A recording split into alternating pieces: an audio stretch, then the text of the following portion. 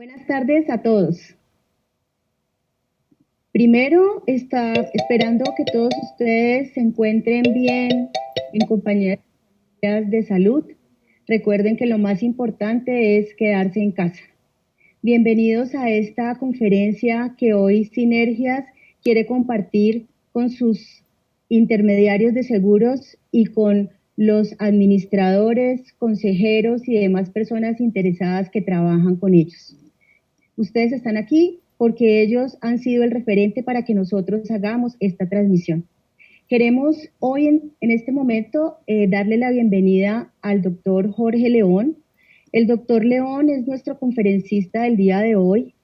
El doctor León es abogado de la Universidad Autónoma de Colombia, es especialista en Derecho de Empresas de la Universidad del Rosario, tiene una especialización en Derecho Civil en la Universidad de Salamanca de España, y otros varios títulos, pero muy por sobre todo es una persona conocedora, idónea en todos los temas que tienen que ver con administración horizontal.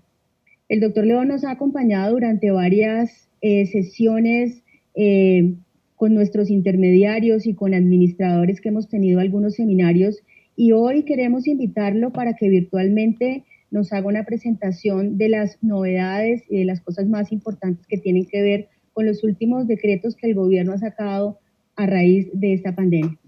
Bienvenido, doctor León, bienvenidos todos los participantes a esta charla y esperamos que sea no solo del interés, sino del agrado de todos ustedes. Estamos esperando tener más o menos una hora de conferencia del doctor León. Él ha recibido las diferentes...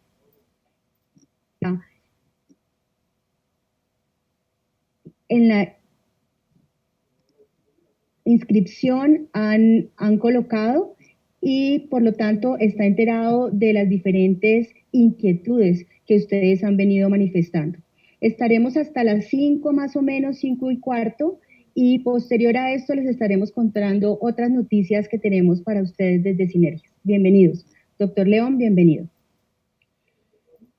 Apreciada Claudia, muy buenas tardes, un abrazo para ustedes, muchas gracias por la invitación, a todos sus seguidores, veo que ya tiene cerca de 150 personas que en este momento se encuentran en línea, un abrazo a todos los que en este momento se han conectado, qué bueno que aprovechemos estos espacios para compartir algunas opiniones de orden legal.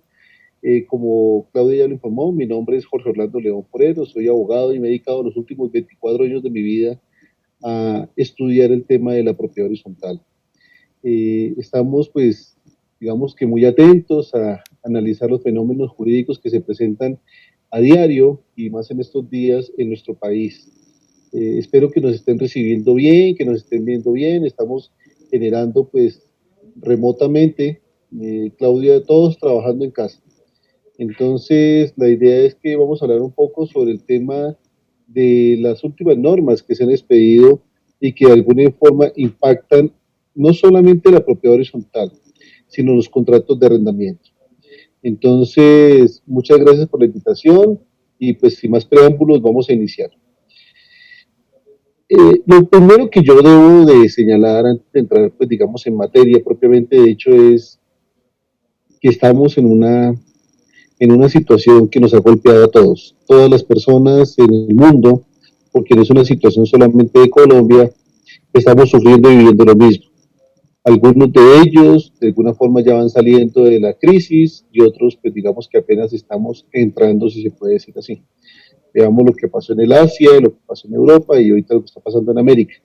Es una situación suficientemente grave, complicada, que lamentablemente pues se presentan en el mundo y pues una situación no deseada, una situación pues no querida. Pero nada, el gobierno colombiano, recordemos que ha señalado que nos están escribiendo por acá que no se oye, pero las personas sí nos están escuchando bien. Perfecto. Entonces, lo que vamos a analizar es, primero que todo, la situación legal para el tema de los contratos de arrendamiento y de la propiedad horizontal.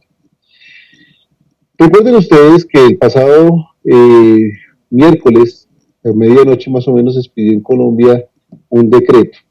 Este fue el decreto 579, que de acuerdo con las facultades extraordinarias que tiene el presidente de la República para controlar el tema de la crisis que se presenta por el coronavirus en el país, pues sencillamente lo que hace es comenzar a reglamentar algunos aspectos y previendo que eventualmente pues, la situación económica pudiera golpear a muchas personas, pues sencillamente lo que hizo fue expedir el decreto 579. Este decreto, pues lo tenemos ahí en pantalla, vamos a reducirlo un poco para que quede mejor. Este decreto lo que nos habla de dos aspectos puntualmente. Uno tiene que ver con el tema de los arrendamientos. Muchas personas nos preguntan a diario, o sea, ha sido una situación recurrente por estos días. ¿Qué pasa si no tengo ingresos? ¿Qué pasa si me quedé sin mi salario? ¿Qué pasa si tengo el pequeño negocio cerrado? ¿Qué pasa que si tengo la discoteca, el restaurante? Bueno, tantos negocios que se pueden ver afectados por estos días. Bajo este argumento se presenta pues una situación de fuerza mayor, se presenta una situación de caso fortuito, puedo argumentar esto para dejar de pagar los cánones de arrendamiento, puedo argumentar esto para eventualmente pedir la terminación del contrato, puedo argumentar esto para terminar el contrato de arrendamiento o renegociar las condiciones contractuales. O sea, todas esas preguntas surgen a diario pues porque es una situación que a todos nos cogió un poco fuera de lugar. Lo primero que yo sí creo prudente antes de entrar a explicar los artículos del decreto es decirle a las personas, en estos momentos, más que nunca antes en la historia jurídica de nuestro país, lo que debemos apelar es a la solidaridad de todos y a la buena fe. ¿Qué es la solidaridad? La solidaridad es actuar con un sentido de beneficio, o sea, por estos días el ánimo de lucro salió de vacaciones. En estos días no podemos pensar en sacar provecho, sacar tajada, sacar utilidad y beneficio a costa del sufrimiento y a costa del perjuicio de otras personas. Creo que ese no debe ser la actitud ni es bienvenida esa posición. Segundo punto, la buena fe. La buena fe tiene que estar en el marco de todas las relaciones, de todos los individuos, de todas las personas. Cuando uno celebra un contrato, tiene que celebrarlo de buena fe y el desarrollo del contrato también debe ser de buena fe. ¿Por qué esto es importante? Porque las medidas del decreto, si las interpretamos caprichosamente, en beneficio propio, pues lamentablemente va a ser en perjuicio de los demás. Las medidas del decreto, tanto para el tema de arrendamientos como el tema de propiedad horizontal, son unas medidas que de alguna forma pues van a buscar soluciones entre las partes. Pero la mejor solución a todo esto no es la que diga el presidente. El presidente está, digamos que gobernando y transitoriamente está legislando porque son decretos leyes. Estas normas lo que buscan es dar un referente, una media para que las personas tengamos un punto de inicio para las eventuales negociaciones que podamos realizar. Pero no es, digamos, que la panacea. Con esto no buscar la solución en todos los aspectos. Entonces, el primer punto, voy a desarrollar el tema de la siguiente forma. Voy a hacer unas, de pronto, acotaciones o unas aclaraciones sobre las figuras de la fuerza mayor y caso fortuito y de pronto de la teoría de la imprevisión para desarrollar luego el decreto. ¿Por qué es importante hacerlo así? Porque en últimas el decreto pues parte de un hecho que es que hay que pagar. En cuanto a los cargos de arrendamiento y de cuotas de administración. El decreto parte de un hecho que hay que pagar. No pagar. O sea, el decreto en ninguna parte ha dicho que no se paguen ni las cuotas de administración ni los cargos de arrendamiento. En ninguna parte el decreto dice eso. Simplemente que hay unas prerrogativas o unos beneficios para que la gente no tenga un golpe en su caja y pueda de pronto manejar las cosas de una forma más tranquila. ¿Qué es la fuerza mayor? ¿Qué es la fuerza mayor? La fuerza mayor, pues obviamente es un evento fortuito, un fenómeno que es simétrico en sus efectos, tanto con el caso fortuito, la fuerza mayor tiene unos efectos muy parecidos, pero digamos para que un evento sea, digamos, catalogado de fuerza mayor, tiene que tener varios requisitos o varias condiciones. Uno, que la ocurrencia de este fenómeno se sale de la normalidad, es completamente normal. Segundo, que esto es algo súbito e intempestivo, es decir, sencillamente es algo que se presenta de un momento para otro, no es algo planeado ni planificado. Tercero, es algo completamente inevitable, que es algo fatal, ineludible, que sencillamente la persona que padece ese efecto quede irremediablemente sometida a los efectos, está por lo tanto doblegada a la situación arrolladora. Esos son como los efectos de la fuerza mayor. Entonces, que algo sea imprevisible e irresistible, ¿qué quiere decir? Pues algo imprevisible es que usted no lo tenía dentro de su radar, usted no lo tenía previsto, es algo que como que nadie sabía que iba a pasar. Y algo que es irresistible es que usted, por más de que haga todo lo posible para evitar la situación, lamentablemente no la puede conjurar ni evitar usted. Si se reúnen estos elementos, efectivamente eso sería un eximente de responsabilidad para todas las obligaciones contractuales y con todos los efectos también de la terminación de los contratos. Nuestra Corte Suprema de Justicia tiene una cantidad de sentencias analizándole, digamos, los efectos de la fuerza mayor y el caso fortuito en diferentes situaciones jurídicas y también en los contratos de arrendamiento. Y ahí establecido, digamos, para nosotros los abogados es muy rico leer esas sentencias porque pues, ahí podemos entender el fenómeno, pero básicamente basta decirles que para que se presente la buena fe tienen que estar previstas las condiciones que hemos mencionado.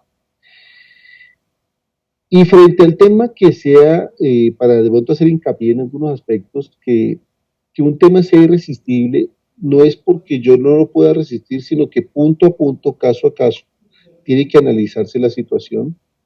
Es una dificultad muy difícil que nadie podría, digamos, frenarla.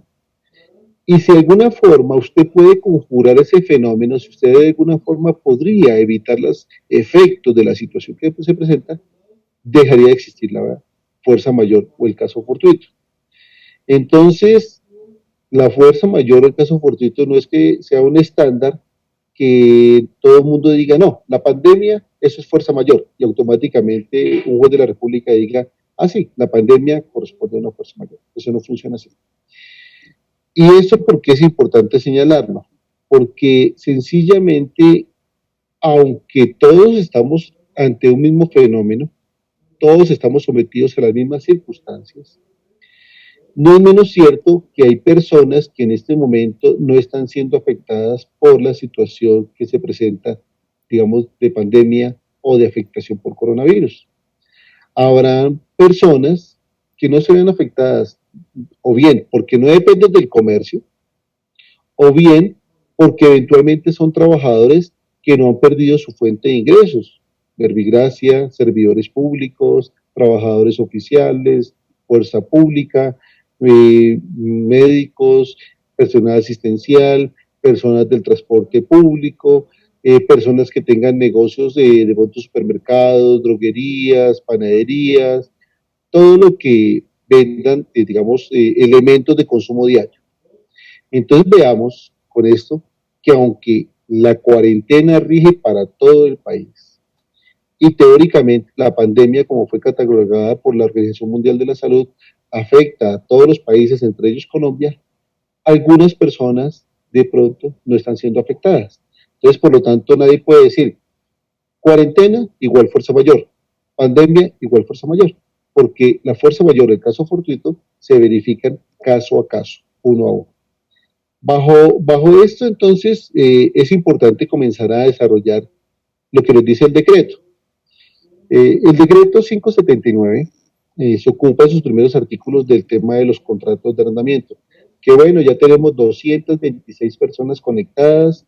Para las personas que de pronto les parezca interesante compartir esta información, todos los que están allí en este momento pueden compartir a través de sus perfiles de Facebook, pueden compartir la transmisión para que más personas de pronto lleguen a esta transmisión y de pronto puedan ver lo que estamos diciendo, estamos escuchando. Solamente tienen que decirle, compartan en su perfil y que le digan seguir a la página de Sinergias y ahí pues va a ser muy grande la comunidad.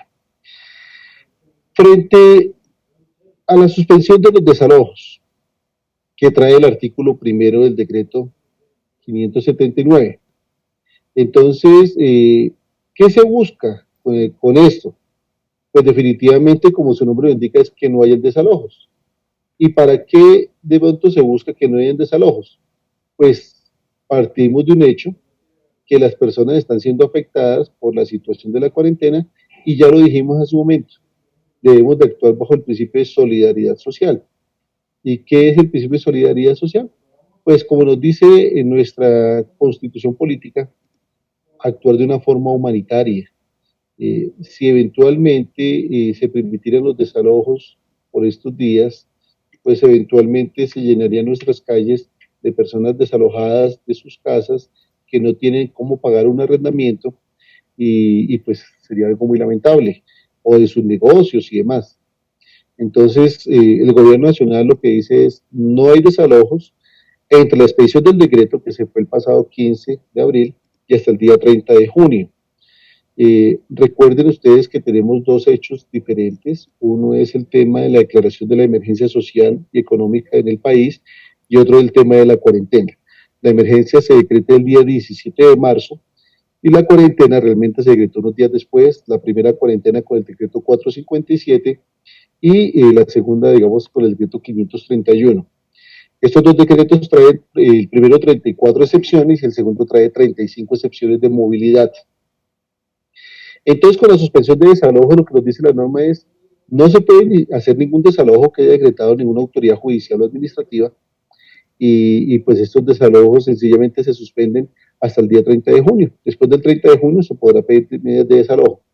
Yo en otra conferencia que ya había dictado había explicado que estos desalojos pues inclusive afectaban a las sentencias que se hubieran proferido con anticipación a este decreto, porque pues, los desalojos se hacen como consecuencia de una sentencia judicial, y si el año pasado alguien tenía una sentencia en su mano que iba a cumplir en estos días, pues con ocasión de este decreto ya no se podría efectivamente cumplir esta decisión de desalojar a alguien de su inmueble. El segundo punto, que es el artículo 2, nos habla del reajuste del canon de arrendamiento. Ya tenemos casi 270 personas conectadas. Qué bueno, ojalá que puedan compartir ustedes esa transmisión en sus perfiles para que más personas lleguen a la transmisión y se enteren de pronto de lo que les estamos diciendo, a efectos de ayudar a hacer pedagogía. Esto al fin y al cabo es una gestión de solidaridad social, de responsabilidad social empresarial que tiene la compañía Sinergia con todos sus asociados y con todos sus negocios, sus clientes, intermediarios y demás. Frente al reajuste del canon de arrendamiento, nos dice la norma que se aplaza el reajuste. O sea, ahí se puede presentar esto para dos interpretaciones, ¿no? Cuando dice que se aplaza el reajuste, pareciera que entonces sí se pueden hacer reajustes, pero todavía no. Algunas personas me dicen, bueno, y después de pasado la época del decreto, que es el 30 de junio, se podría eventualmente cobrar con retroactividad esos cánones que se reajustaron, porque nos dice que entre la expedición del decreto y el 30 de junio no se va a aplicar ningún tipo de reajuste del canon de arrendamiento. Entonces uno dice, bueno, perfecto, si no se aplica entonces el reajuste del canon de arrendamiento entre abril y junio, si la persona tenía que pagar el canon de arrendamiento de pronto el 5 de abril o el 10 de abril y el decreto es del 15, como el decreto dice que no se puede hacer efectivos durante el periodo comprendido entre la vigencia del decreto y el 30 de junio, entonces la vigencia es el 15, o sea que el arrendamiento del 5 y del 10 sí se podría hacer efectivo. Yo pienso lo siguiente, que eso da para dos miradas. La primera, que pues sencillamente el decreto rige el 15 y ninguna norma es retroactiva, por lo tanto pues sencillamente sí se podría cobrar por lo menos el arriendo del mes de abril. Si se reajustó a principios de mes, eventualmente se podría cobrar, pero sería como hacerle un esguince a la norma, porque lo que busca el decreto, según la exposición de motivos, es que las personas no sufran el impacto, que por lo menos el dueño del inmueble por estos meses pues sea solidario y no reciba ese incremento, pero reciba el arrendamiento. Porque el parágrafo de ese mismo artículo dice que concluido el aplazamiento establecido en el inciso anterior, el arrendatario pagará las mensualidades con el registro correspondientes en los cánones que hagan falta. O sea, sencillamente leyendo armónica estas dos normas, el parágrafo del artículo 2 nos deja claro que el incremento sería para las mensualidades que hagan falta, es decir, para las siguientes después del 30 de junio, o sea, las de partir de julio en adelante. Entonces, frente a eso, como para ir puntualizando, porque sé que ustedes nos hicieron algunas preguntas que ya me las trasladaron, lo primero que habría que decir es, consideramos que los incrementos de los meses de abril, mayo y junio no se darían, ni se puede cobrar con retroactividad, que los incrementos de los cargos de arrendamiento serían a partir de julio, que como la mensualidad es de el mes, no de los días, la persona que tiene que pagar el 5 o el 10 de julio, pues sencillamente pagas el mes y por lo tanto, pues digamos que el decreto está hablando de ajuste de los cargos de arrendamiento por mensualidades. Entonces, pues diríamos que no, lo que busca el decreto en últimas es que no haya incremento durante esos 3 meses para aliviarle de pronto el flujo de caja a las personas. El artículo tercero tiene que ver con las estipulaciones respecto al canon de arrendamiento. Es claro, es inequívoco, no deja ninguna duda el decreto de señalar que los inquilinos deben de pagar los cánones de arrendamiento. El gobierno nacional, cuando hizo su alocución en días pasados, hablaba de congelar los cánones de arrendamiento, pero sencillamente eso no, como que no dejó muy claro en el escenario colectivo que era congelar.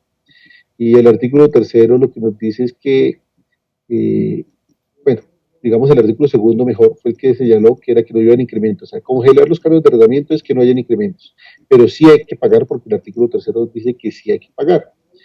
Y frente al pago nos dice que las partes deben llegar a un acuerdo directo sobre las condiciones especiales para el pago de los cánones de arrendamiento correspondientes entre la vigencia del decreto 15 de abril y el 30 de junio. Y en esos acuerdos no pueden incluirse ni intereses de mora, ni penalidades, ni indemnizaciones o sanciones provenientes de la ley o de los contratos. Entonces, ¿hay que pagar el canon de arrendamiento? Sí, sí hay que pagar el canon de arrendamiento. ¿Cómo se paga? Entonces el decreto dice quedan en completa libertad las partes para que pacten cómo se paga ese canon de arrendamiento. Muchas de las personas que de pronto nos ven en ese momento, o yo hice un artículo, recuerden para los que de pronto todavía no me conocen o no me siguen en mis redes sociales, yo soy el director de la Fundación Colombiana de Derecho. Y hicimos un escrito el fin de semana y lo publicamos, un editorial del tema legal. Entonces, muchas personas escribían, ¿no? Bueno, pero si tengo una peluquería cerrada, y no tengo ingresos, ¿qué hago? Tengo un negocio de que definitivamente no se puede abrir, un bar, ¿qué hago? ¿Cómo hago para pagar esos cargos de arrendamiento? Entonces, pues definitivamente es una situación coyuntural. Nadie podría poner en duda, nadie podría decir que, digamos que esas personas no están sufriendo, efectivamente, pero pongamos del otro lado de la moneda. El arrendador, muchos arrendadores, dueños de inmuebles, tenemos un problema en la transmisión.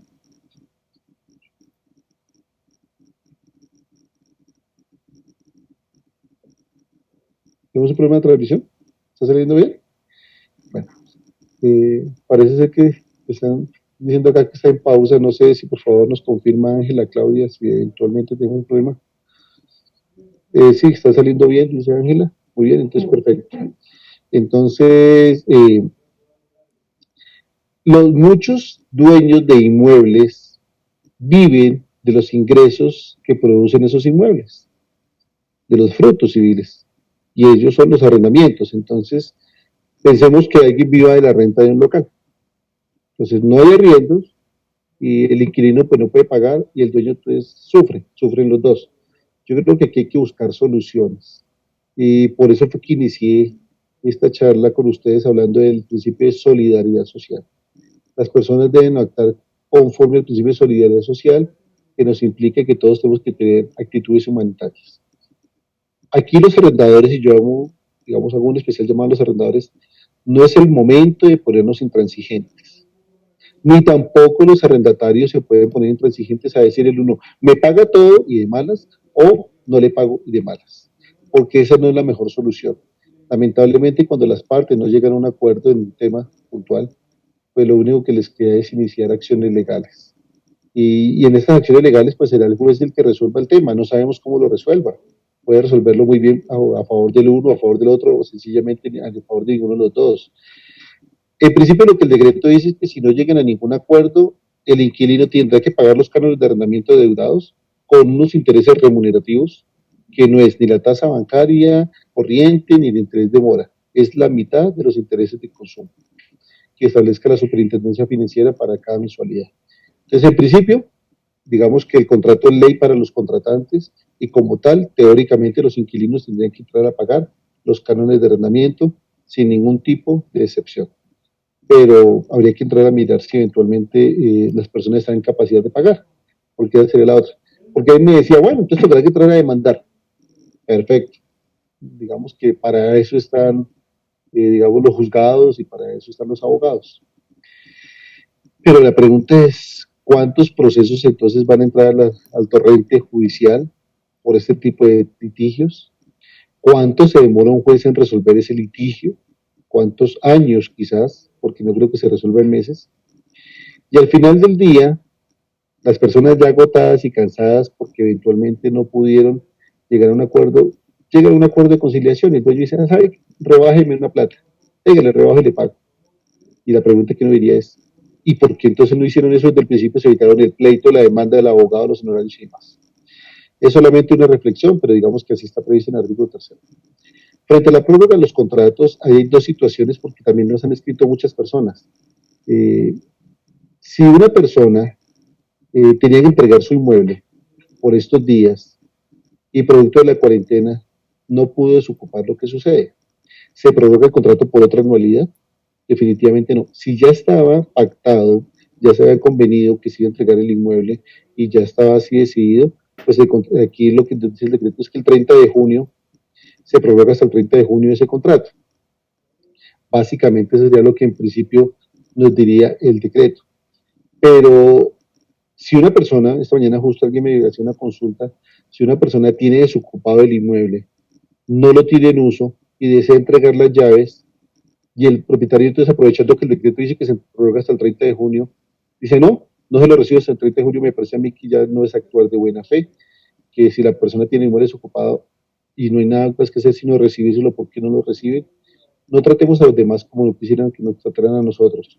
Yo creería que el decreto en su artículo 4 habla que se prorroga el contrato hasta el 30 de junio, pero sin perjuicio de los acuerdos de las partes. Entonces sencillamente miremos cada caso particular.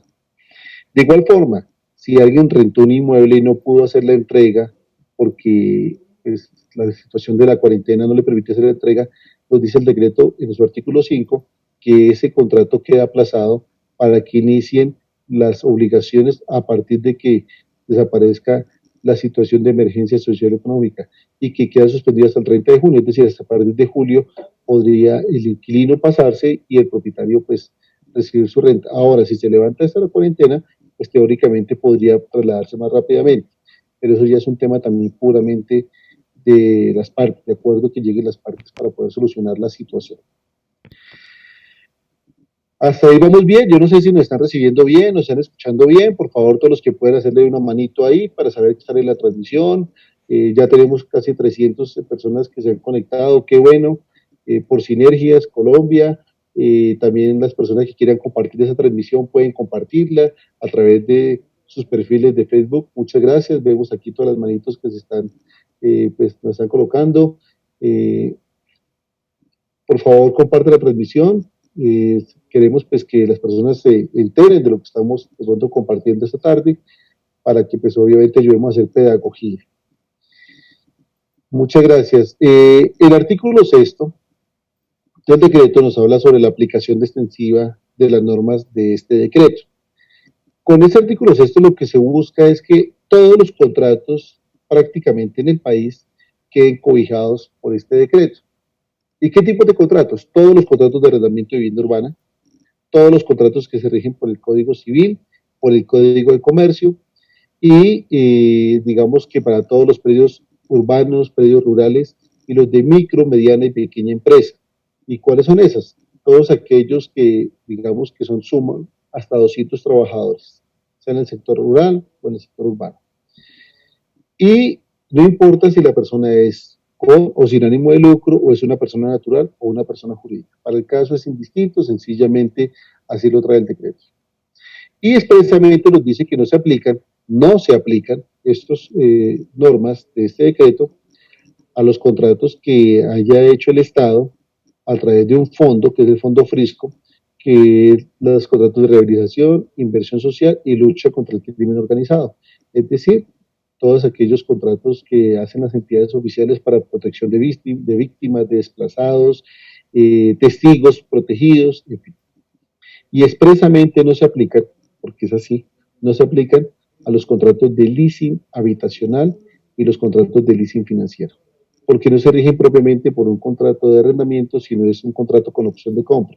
Pues básicamente todas las personas que tengan leasing habitacional o financiero tendrán que seguir pagando sus obligaciones financieras con la entidad que les haya, digamos, facilitado el dinero y tendrán que eventualmente entrar a negociar si lo que han hecho, algunas que han aplazado las cuotas, los créditos de consumo por otros meses, tarjetas de crédito y demás. Hasta ahí más o menos grosso modo es lo que nos ha dicho, digamos que este decreto. Entonces yo ya en este momento voy a mirar el tema de las preguntas que nos han formulado, porque me parece pues prudente entrar a revisar, pues digamos en ese orden de ideas, eh, qué es lo que ustedes habían preguntado, porque por acá nos habían dicho de Sinergia que habían formulado una serie de preguntas. Yo creo que podemos quitar la imagen del decreto por este momento mientras hacemos las explicaciones correspondientes.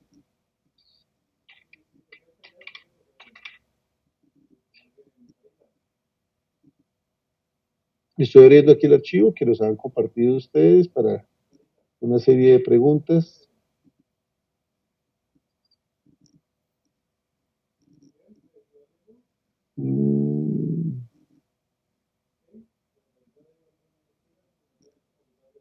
Pena que no lo encuentro acá. Pero bueno, básicamente las preguntas que nos han formulado, entiendo, giraban para lo siguiente. Sobre el tema de la entrega de los inmuebles, sobre el tema de los desalojos, sobre el tema de los contratos de arrendamiento.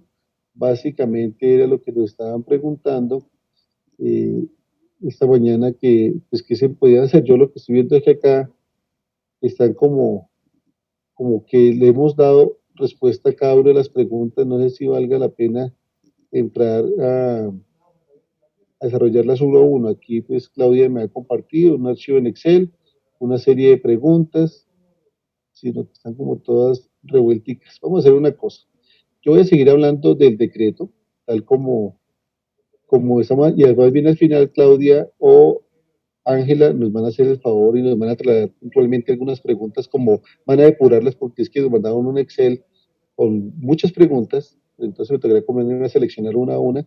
Entonces, lo mejor, Ángela está diciendo que cuando se habla de no cobro de penalidades, qué pena, Ángela, es que el chat no lo vi muy rápido, me podía escribir por el WhatsApp, más fácil, creo que le puedo tener más fácil por ese medio, Ángela, porque aquí se van borrando las preguntas del chat y creo que por el WhatsApp le puedo para comenzar a responder.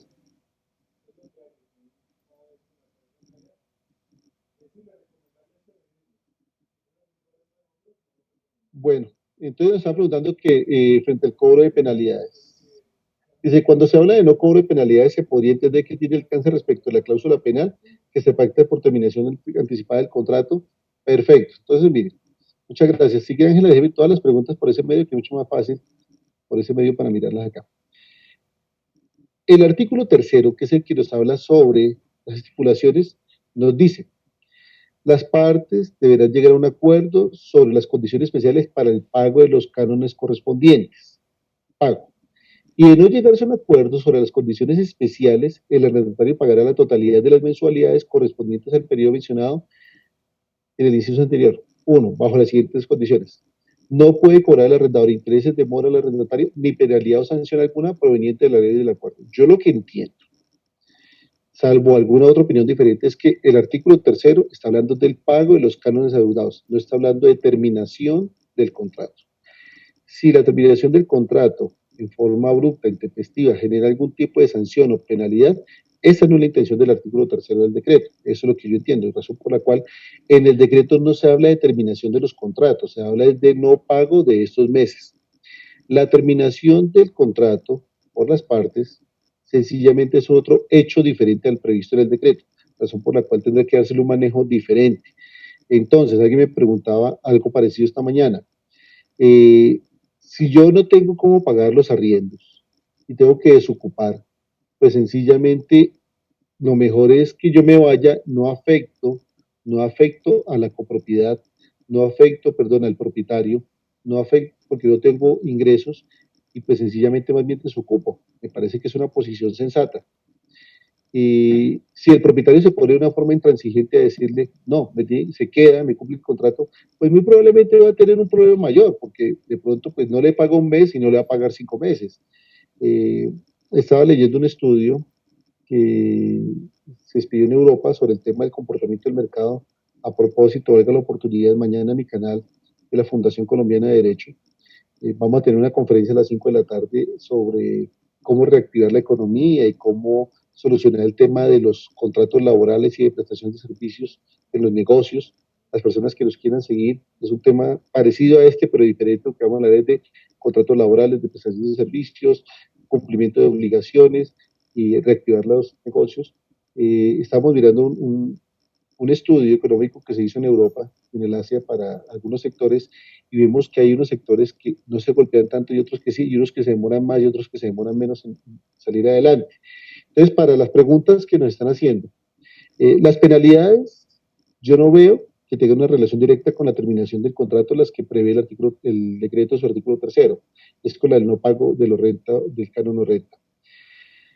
Que si una persona se atrasa en el pago, que si es conveniente avisar a la compañía de seguros. Efectivamente, aun cuando sabemos que muchas compañías de seguros por estos días también han advertido, no todas, algunas que consideran que aquí no se presenta un siniestro porque son las circunstancias del mercado anómalas y que eventualmente algunas de ellas han dicho que no van a pagar, otras han dicho que sí. Pero sí, habría tanto el incumplimiento del inquilino, hay que informárselo a tiempo, como las negociaciones que se hagan para eventualmente darle un plazo para el pago. También hay que informárselas.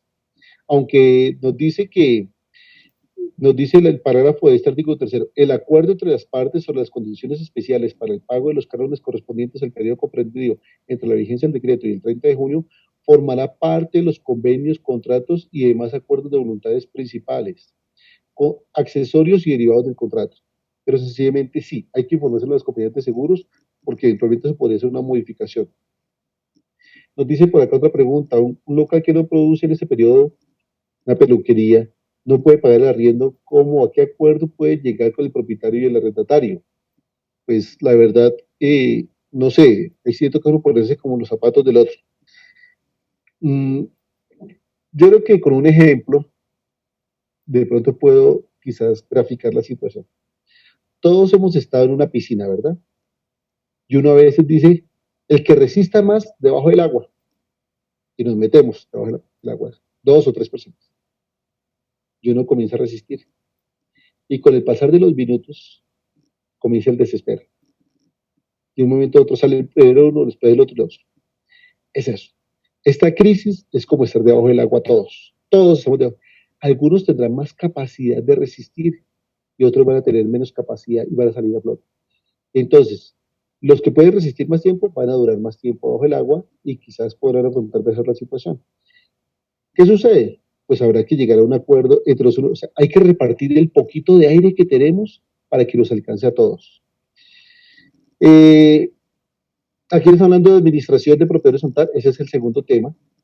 Por lo tanto, a continuación haré. Yo tengo un local y sus arrendatarios me enviaron una carta donde decían, decide la suspensión de contrato. A ver, las partes en el contrato son iguales. Aquí ni el uno puede darlo terminado en forma unilateral, argumentando justas causas, como la fuerza mayor, ni tampoco uno puede de unilateralmente decirle mediante una carta, suspendo el contrato. Esa no es una potestad que tiene cada parte. Si hay una suspensión de contrato, tiene que ser de mutuo acuerdo. Si hay un acuerdo para reducir el valor, es de mutuo acuerdo. Por eso nos dice aquí la norma, acuerdos entre las partes. O sea, no puede el uno o el otro decir, yo voy a hacer esto. No, esto no funciona así. Nos dice acá que si tiene que entregar 2 locales, que se debe pagar la penalidad. Pues yo lo que invito es a la negociación. La negociación.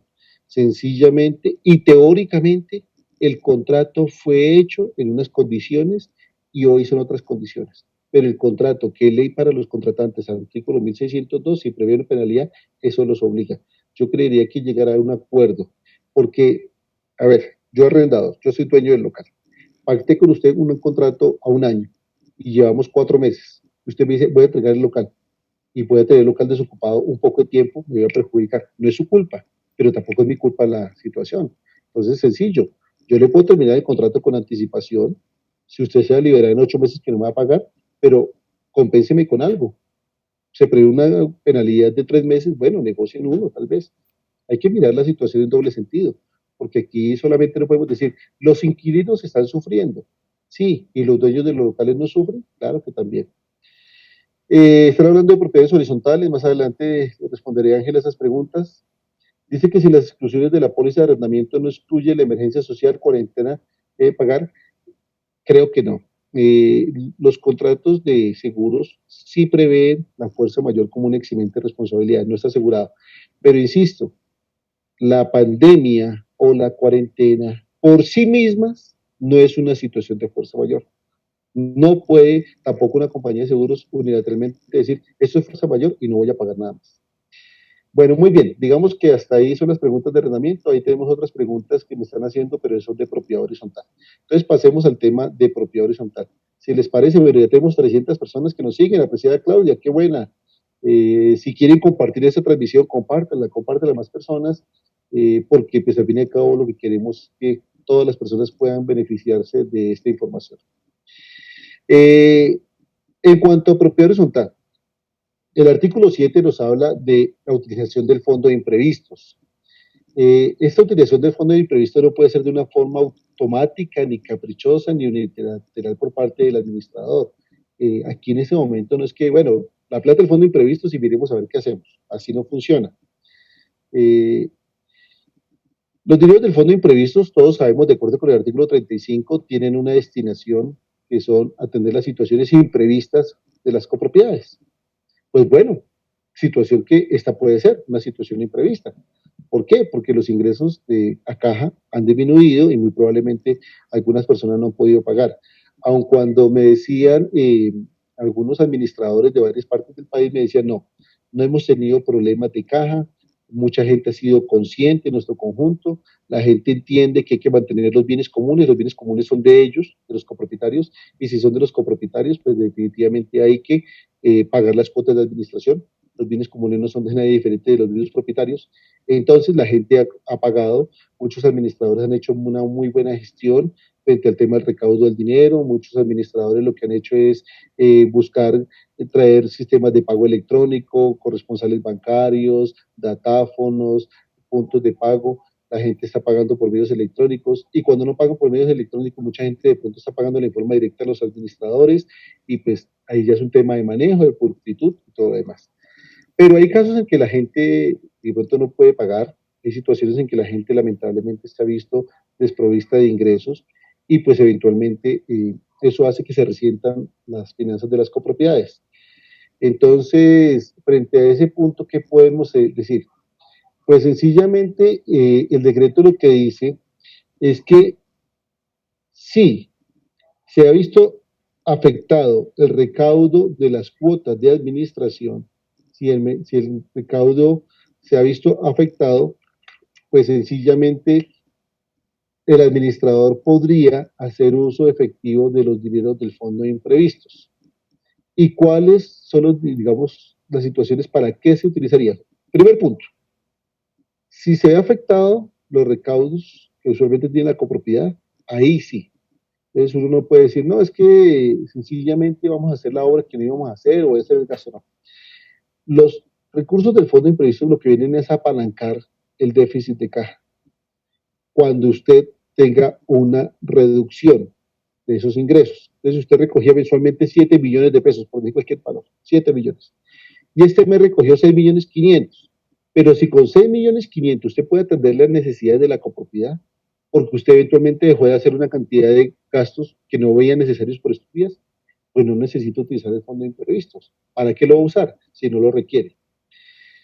Porque nos dice el artículo 7 que estos recursos del fondo de imprevistos deben destinarse al mantenimiento de los contratos del personal empleado en la copropiedad, las empresas de vigilancia, el aseo, la jardinería y además, digamos, unidades de explotación económica conexas o complementarias, todo el tema de mantenimiento.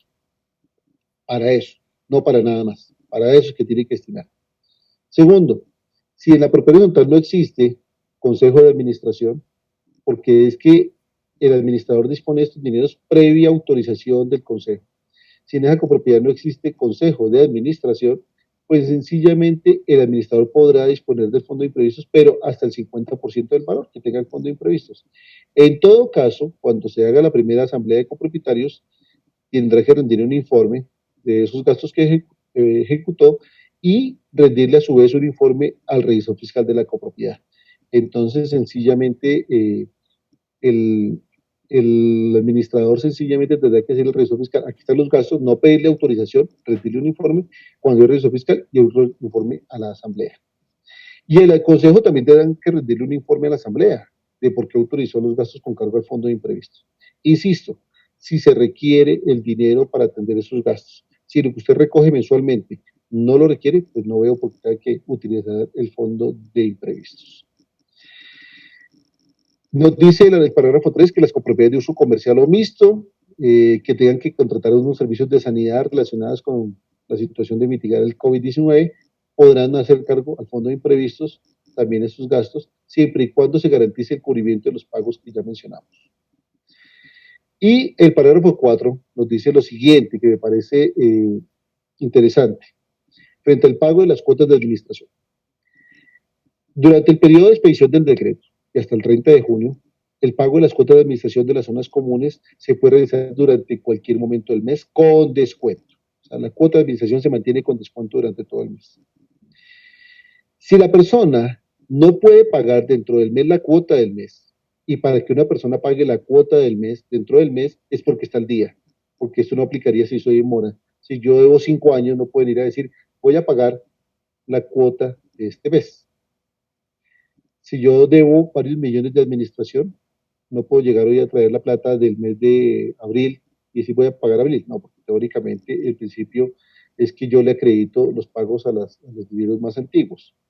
Entonces, en ese orden de ideas, sencillamente, si la persona se encuentra al día y no puedo pagar este mes y se pasa el mes siguiente, en el mes de mayo, el próximo mes de mayo, si hay un descuento, pues no me aplica el descuento porque es por pago cumplido.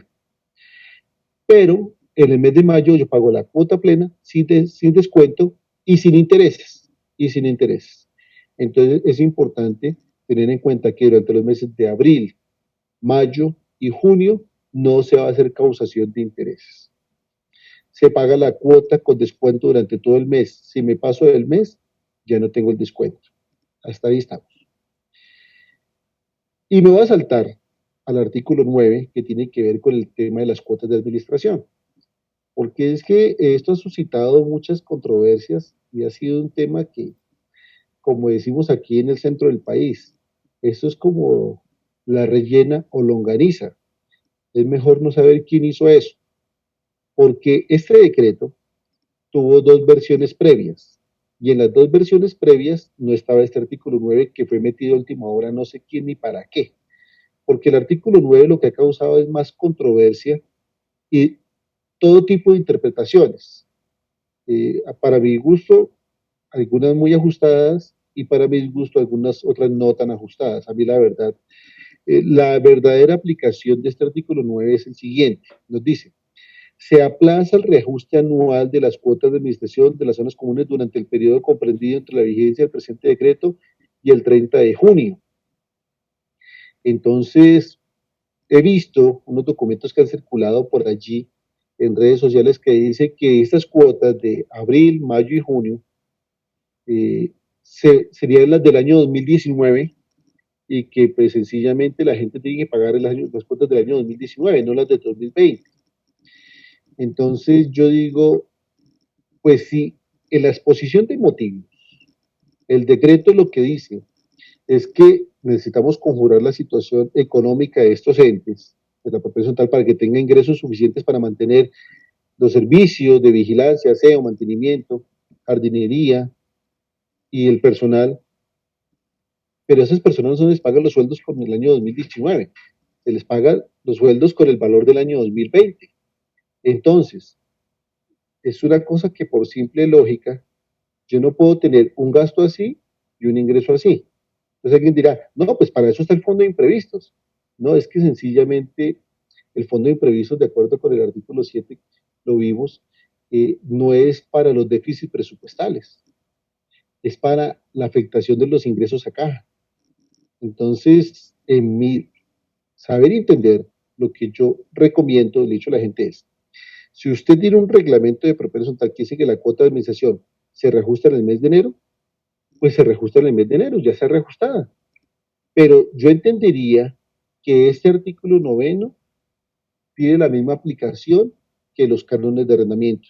Es decir, para las copropiedades que condicionaron el reajuste de sus cuotas de administración a que se haya hecho la asamblea de copropietarios o la aprobación del presupuesto, y como no se hizo la asamblea de propietarios, no hay reajuste de la cuota de administración, entendería yo que es para las cuotas de administración que eventualmente se van a reajustar el mes de abril. No hay reajuste. Se continúa con la cuota que se trae de enero, febrero y marzo. Pero las que hicieron reajuste, ¿por qué no vamos a devolver el tiempo? A ver, esto daría lugar entonces a que las copropiedades tengan un déficit presupuestal, no un déficit de caja. Y segundo, que después entonces haya que hacer una cuota, un retroactivo o una cuota extraordinaria. Y pues resulta que yo creo que esa no es la finalidad. O sea, en mi sentido creo que no es la mejor interpretación. Lo que yo creo es que para las cuotas de administración que ya vienen reajustadas, se paga. Para eso el decreto está diciendo que durante todo el mes se pague con descuento.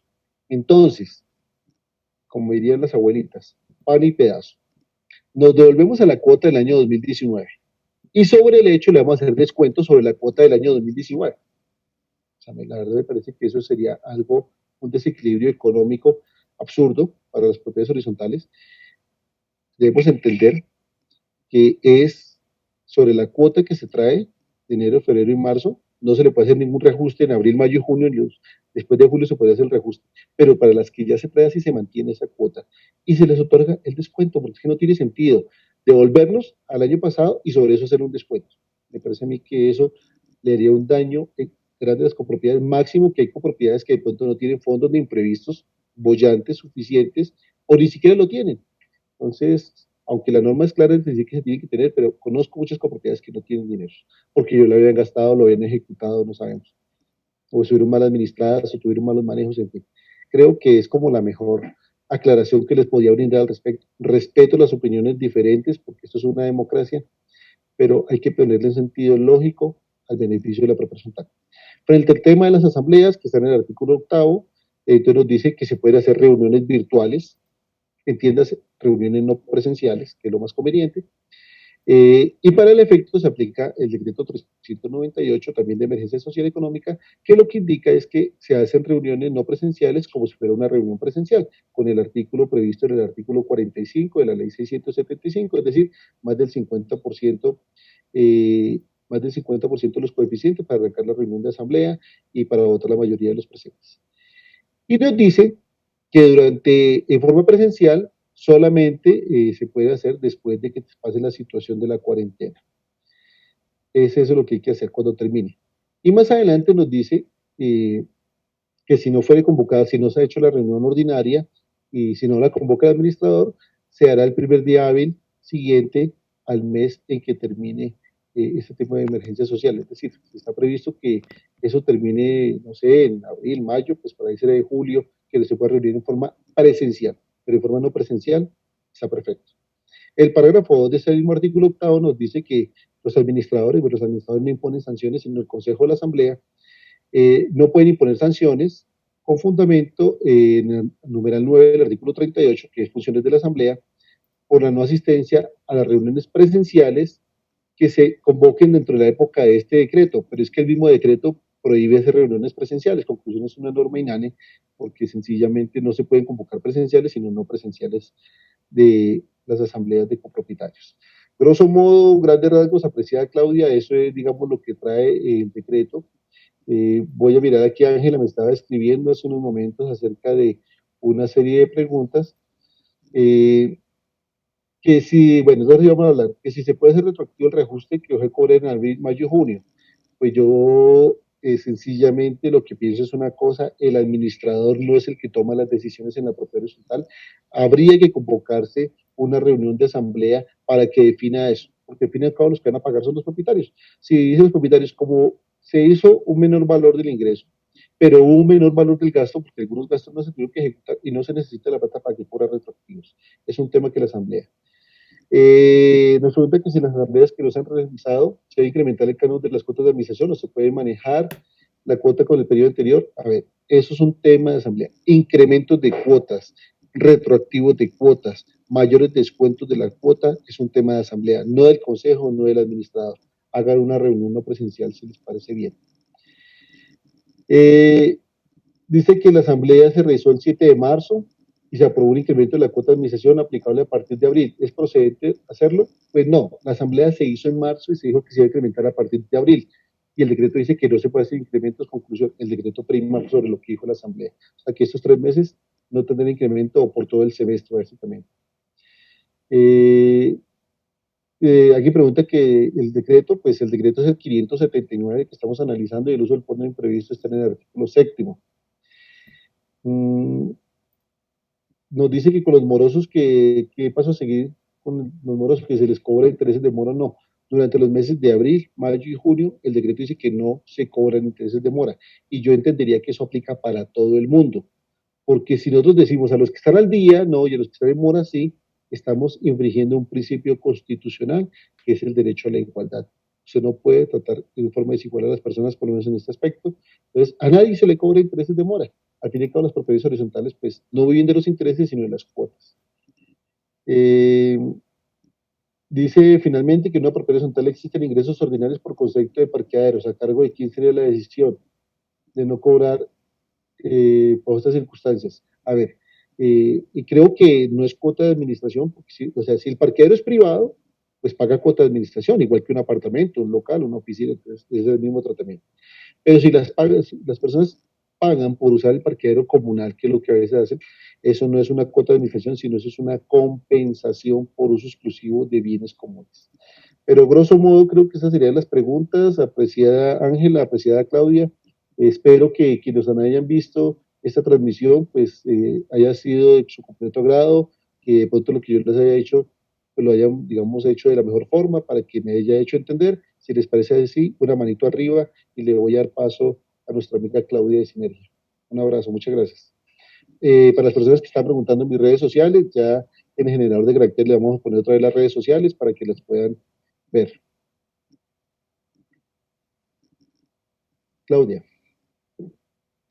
Bueno, doctor León, muchísimas gracias. Como siempre, su presentación tan interesante y tan clara. Creo que hay muchas preguntas que salen de esta charla y lo que esperamos es poder hacer un listado de las mismas y ver si de pronto podemos aclarar unos temas los cuales estaríamos enviando por correo electrónico para claridad de las personas que nos han estado haciendo preguntas internas.